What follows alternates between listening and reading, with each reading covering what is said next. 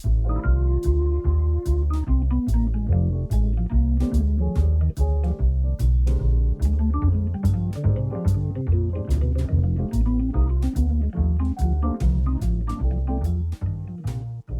back to our podcast, Lexington Stories, Lore, and More. I'm Alan Lytle. She is Fiona Young-Brown, the author of Secret Lexington, A Guide to the Weird, Wonderful, and Obscure. Hello once again. Hello, good morning. Check the forecast for today, the day that we are recording. This is on Monday, the 10th, and the projected high will be in the low 90s. So it's a scorcher. It's been a scorcher for a while. And we are what we would call in the dog days of summer, whatever that means. I know it means that one of my dogs likes laying outside in it while I'm trying desperately to sit near the air conditioning. And panting as dogs do, right? Yeah, and and again, as dogs do, I try to convince them to come inside, but they're like, nope. That little spot right there is the hottest place outside, and I must be there. Yes. And you walk out, and it's just walk outside, and it's kind of like walking into a blast furnace, or a big sauna, right? So I bring this to everyone's attention. A couple episodes ago, we did the Great Outdoors edition of Lexington Stories, Lore, and More. And well, today, because the weather dictates it, it is the great indoors, where you can enjoy things in the great indoors, have a good time. And we're going to discuss a number of great spots around our little town called Lexington, where you can have a good time and beat the heat. That sounds good to me. The great outdoors is nice the other 3 seasons of the year for me, but in the summer, I always feel as if summer goes so quickly. It does. But part of that is because I'm just hiding indoors in the air conditioning and away from the heat. Mm-hmm. And then it passes, and I'm like, wow, I never really did anything this summer. Well, and you look up at the calendar, okay, here it is. It's early August. Summer's over. It's over. It is kids now, are going back to school. Once they go back to school, then it really does feel... And, stores already have the Halloween stuff out. Don't even get me started. I know. I mean... Although that does mean Reese Cup pumpkins are out now, so... And the pumpkin spice crowd, Yeah. For sweaters. Good or for ill. I will say, if you're currently waiting for sweater weather, we are not there yet. No. Hang on. Unless they crank the AC up so high that you need a sweater. Right? That is true, yeah. Yeah. And I do know people that do that. In the winter, they have the heat so high that you just need a T-shirt. In the summer, that AC, you're freezing. Well, in this very building, a lot of times I'll have a short sleeve shirt, but I'll remember to take a hoodie and put that on as I'm walking through the hallways here, because the AC quite frequently is pretty low. But here's the thing. I always find that museums are probably a great way to, enjoy something, learn something, and stay cool in the heat. So what do you think about that?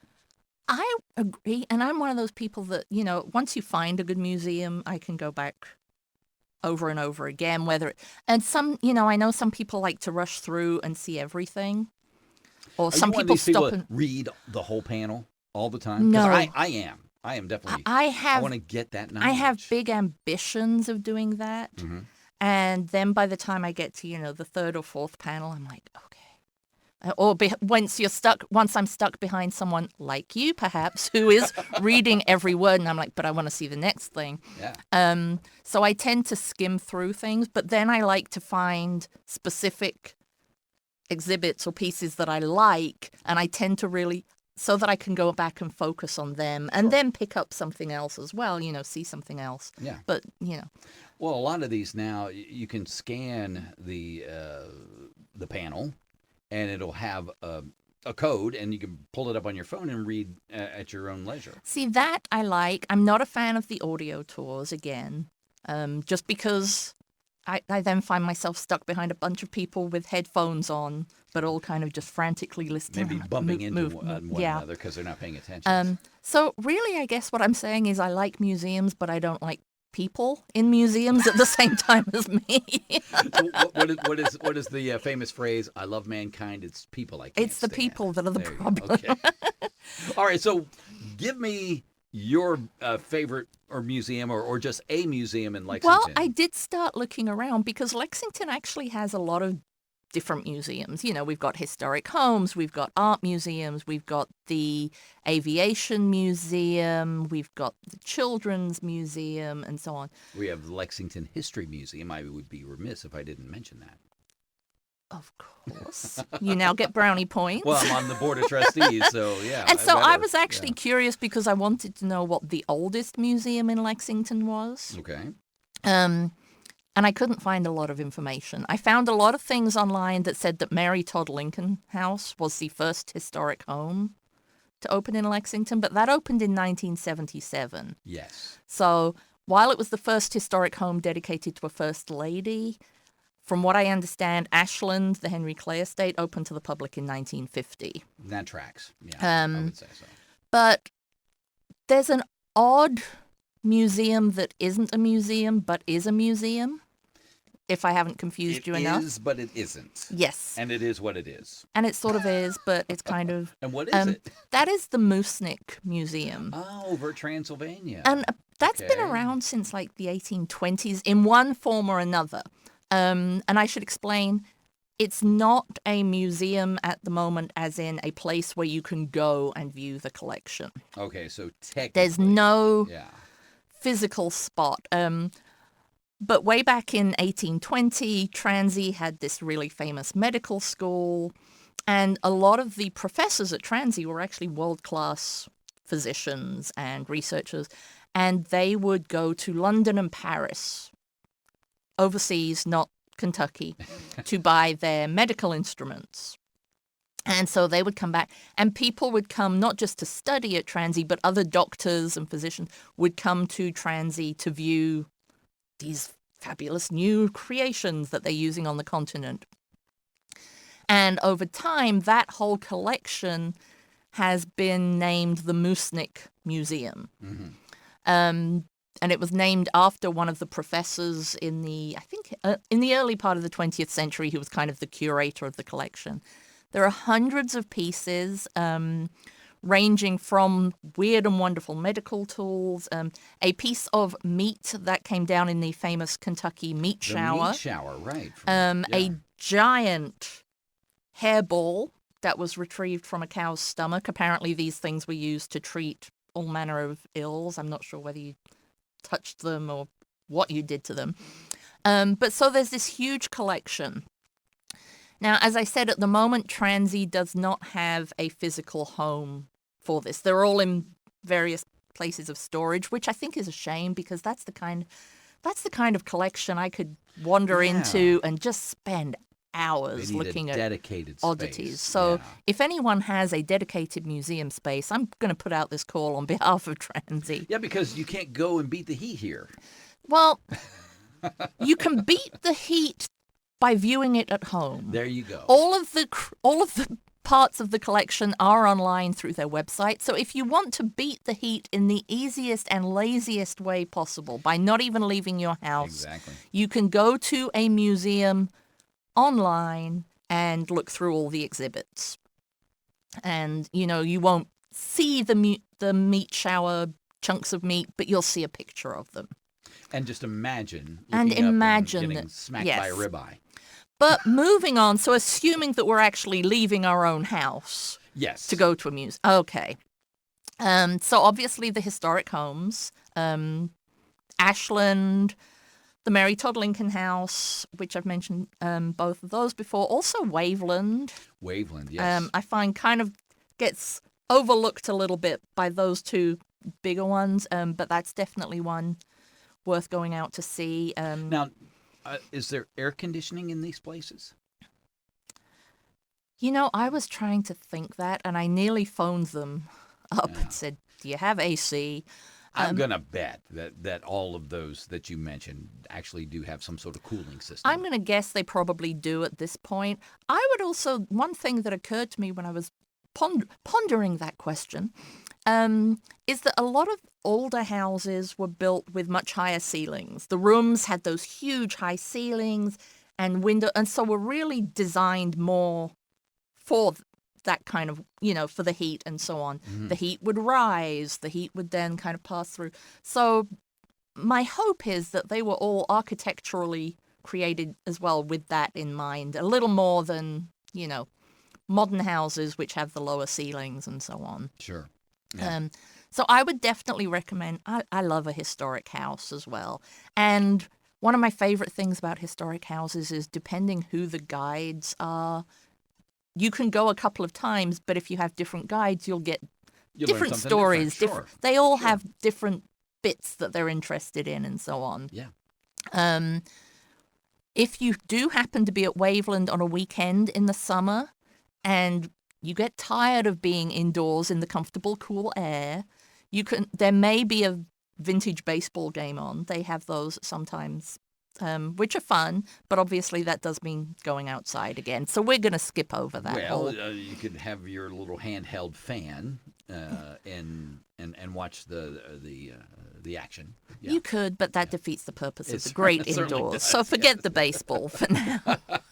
But just file that for future reference if you really want to get the full experience at Waveland. They do play vintage baseball from time to time. And it is fun. I am not a baseball fan, but I actually really enjoy the vintage baseball. It's much, it's the 1880s old-timey rules and so on.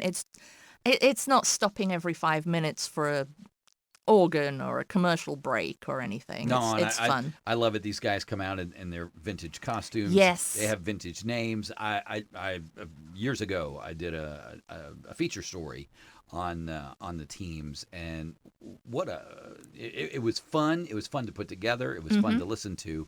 Was fortunate enough to win a statewide journalism award. I'm proud of that.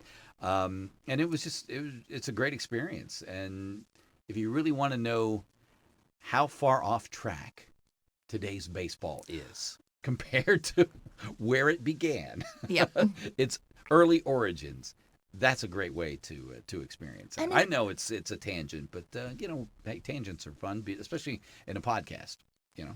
So there you go. We can talk about what we want. We can talk whatever we want to do.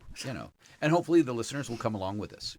Otherwise, well, we're just sort of chopping air.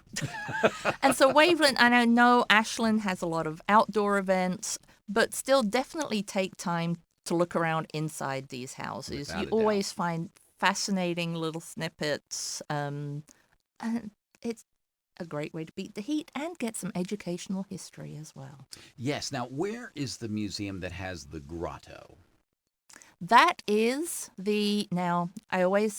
I never know how to pronounce this. Is it Headley Whitney or Headley Whitney? Headley Whitney. Headley Whitney. There we go. Headley Whitney Museum. And I actually love the grotto because where I grew up in England, close to my hometown, in the Victorian era, they found an underground shell grotto. Oh, they did. And you can go and visit it, and, there are little chambers all decorated from top to floor with shells. And so when I came here and realized there is a grotto here, perfect.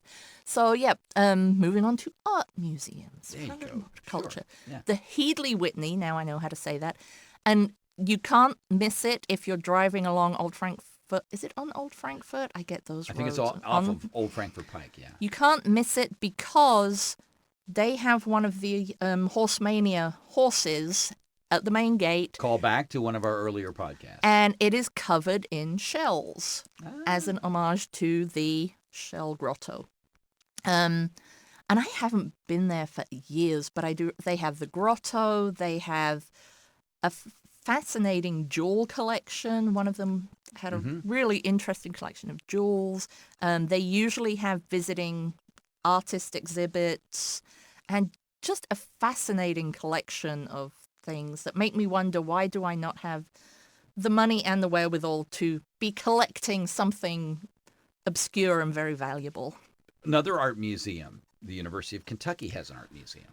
They do, and actually, and what I like, there's the University of Kentucky Art Museum, but there's also, I'm going to call out the art museum that's within the healthcare system at UK. Absolutely, yeah. The hospitals and healthcare has an incredible art collection all of its own. And it's part of, they realized, I mean, there have been studies over the years that talk about how art can actually help people's mood, but also can then in turn help with healing. And so if you go online to the UK healthcare art collection, something along those lines, it's in the book, Secret Lexington. You will find the link. But you can download a map and a guide of everything in their collection at the moment. Some parts of the collection do rotate, so you just never know what you're going to find. And they're all throughout the corridors, throughout some of the atria of the hospitals. And anyone can go and visit them. Yeah, you don't have to be sick or Yeah. anything like that. I mean... you can just go in and browse the corridors and the chapels. There are rotating galleries. I know every time I have a doctor's appointment down there, I'm always fascinated to see what is on the walls. There are some really well-known pieces. There's a Henry Faulkner somewhere among the collection. And then there are other pieces that are, you might go along a collection and that's season's rotating exhibition is photographs by some of the doctors in the hospital, or the children's hospital has, pieces that are much more kind of fun and funky for the kids. There's folk art. There's just a whole bunch of stuff in there. Like I said, it is free and open to anyone. The collection has more than 4,000 pieces of art, and I think it's one of kind of the hidden gems, if you will, because people just don't realize. You may go to the hospital to visit someone and you'll see a painting and think that's nice without realizing that there's this huge collection. Yeah. My only advice that I always give is do remember it's a hospital as well. So, just be respectful, be wary and so on, that there are certain places you can't go, just go to where the art is. Right. But it's a fascinating collection. And the hospital has really, really good AC. There you go. And technically they are a hospital, so if the heat is still getting to you, you can get your medical treatment at the same time. Sure. While enjoying the art. Many, many professionals can work on you. There will be somewhere to help, someone around to help you. Yeah. So that is a major art installation, and of course we mentioned the University of Kentucky Art Museum, Mm-hmm. and a lot of these Fourth Friday from the Lexington Art League. All of those displays are inside as well. Yes, on the and I walls. actually finally went to one of those last year. I couldn't believe that I hadn't been to one before because it's fun and fascinating. We went to see the current exhibitions at the Lexington Art League building, which was fun. There is always art on display at the Carnegie Center as well. Their upstairs gallery usually has a really interesting collection.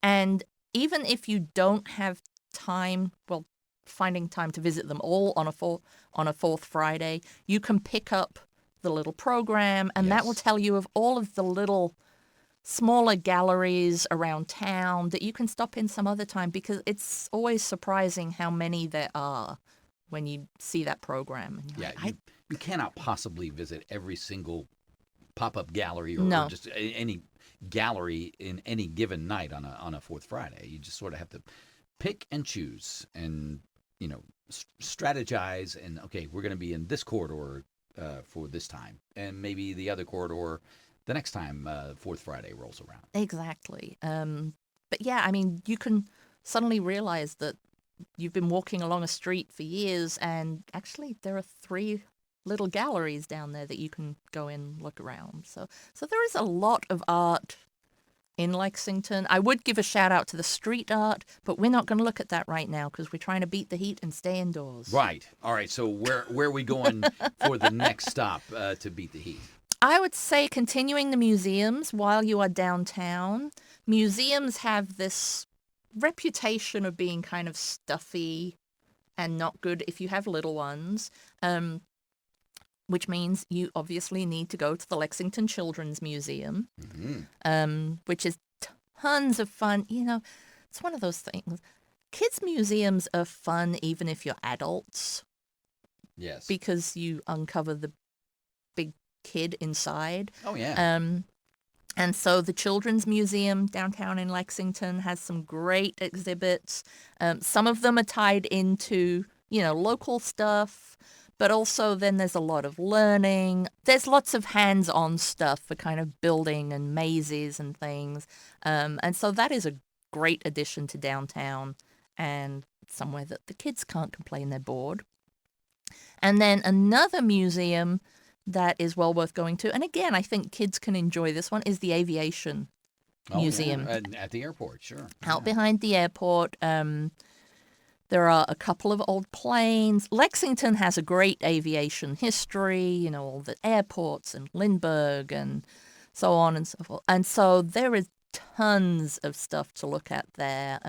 You can browse around little models and, like I said, some preserved historic airplanes, and then you can step outside again. Why would you want to in this heat? But you could, and you can actually watch some of the private planes come in Take and off and land, sure, yeah. Which is kind of fun just to, watch the people getting on and off them. And oh, going back to downtown, the Living Arts and Science Center, too. Correct? Yes. Yeah. Mm-hmm. That's a good place to Another fun one. Yeah. Okay, from the Aviation Museum, maybe some other places around town, like a movie theater, and the first one I think of course, is the Kentucky Theater. Yes, I mean, there's something about the Kentucky Theater. It's just got that big, huge auditorium.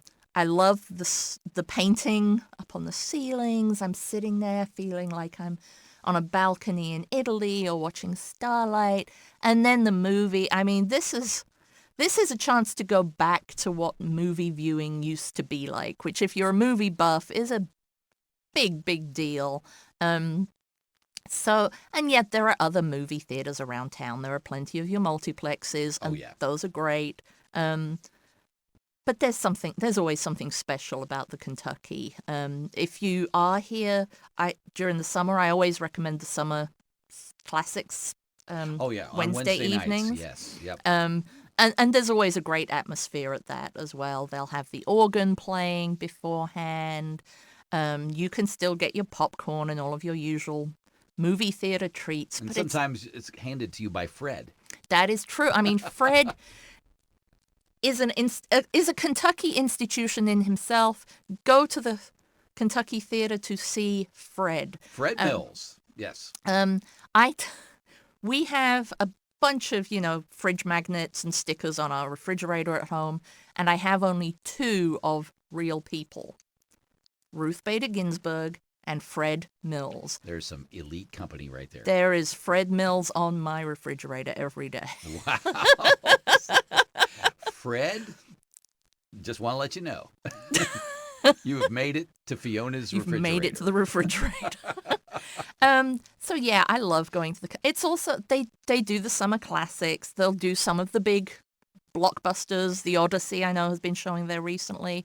There's also a lot of lesser known, more independent movies. Yes. And you always find some really good stuff there that, may just never make it to the multiplexes, but really deserves to be seen. Yeah, and film festivals too. A lot of film festivals. Was it 12 Lions? And, and a number. A lot of international ones. Yeah. There's the Cult Friday movies, and I think it's the last Friday of every month. It may not be the last one, so check the calendar, but they'll always show kind of a late night cult movie on a Friday. Like a Rocky Horror Picture Show, perhaps. Yeah, you can't miss that. I think the most recent one was, it was a high school. I don't remember the name now, but it was a high school 70s horror, not really horror, but music. It was a cult classic. Is that with the Ramones? Yes. Okay, Rock and Roll High School. Thank you. That was the one. Yeah. So definitely go to the Kentucky.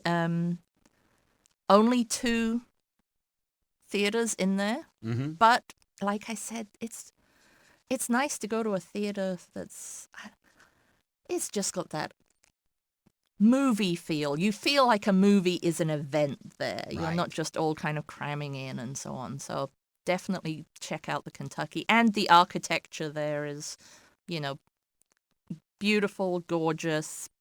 The marquee out front, Yes. you know? And I like in the lobby now, depending on the movie, you might find an impromptu little exhibit of related items and so on. I know during Barbie, they had a whole bunch of Barbie stuff. And things. Yeah. So Yeah.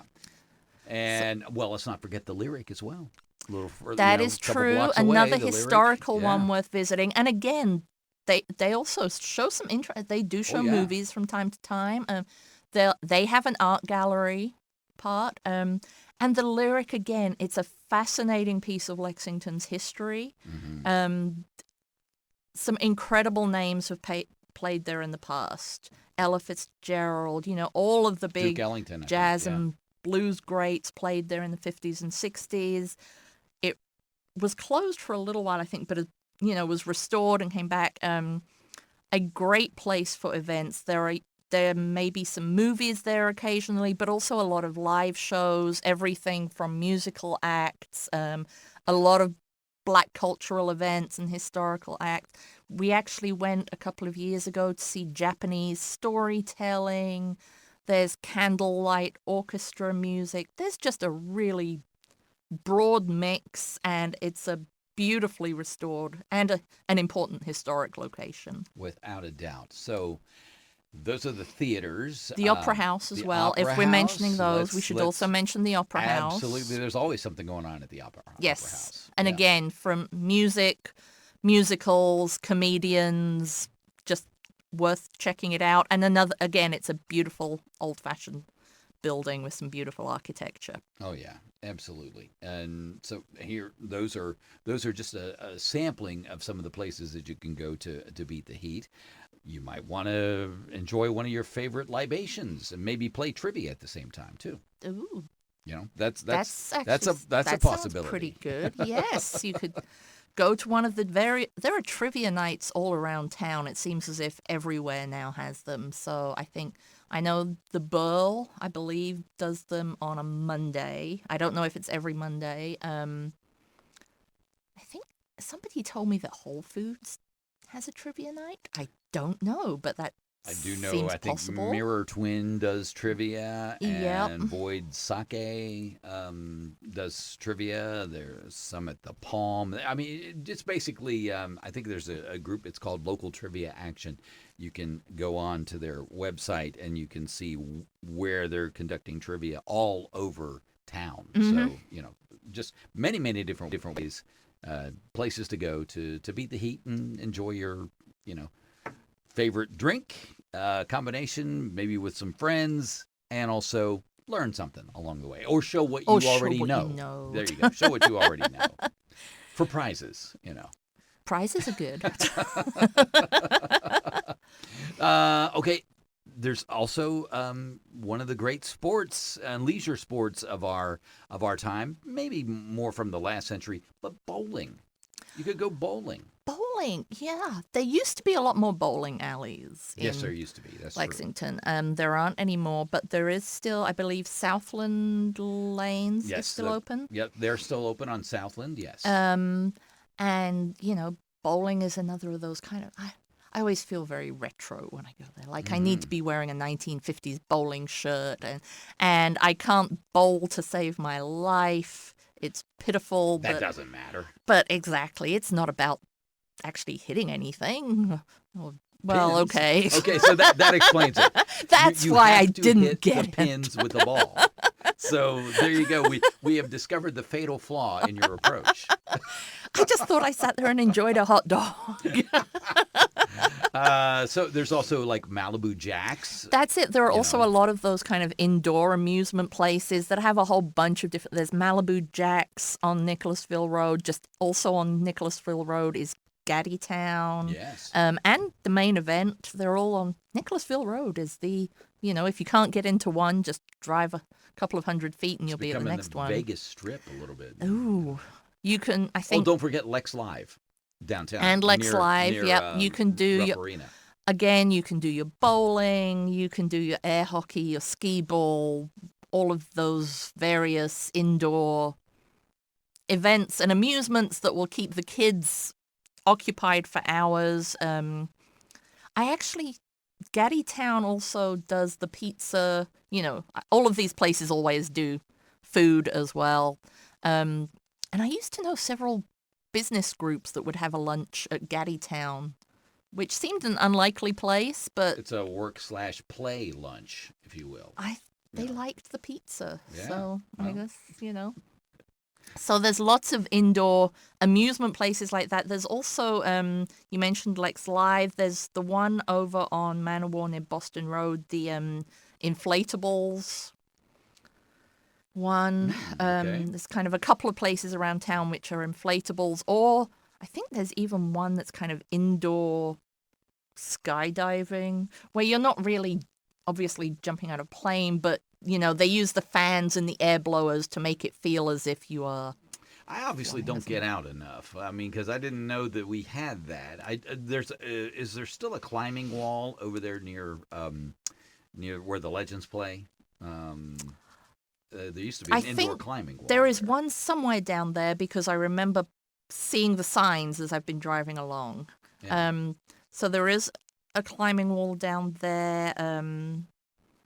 There's also, let me see, there's the ice rink out at, which has the mini golf. But again, the mini golf is outside, so we don't want to do that right now. But you can go ice skating indoors if you feel so inclined. I have a personal fear of ice skating, so...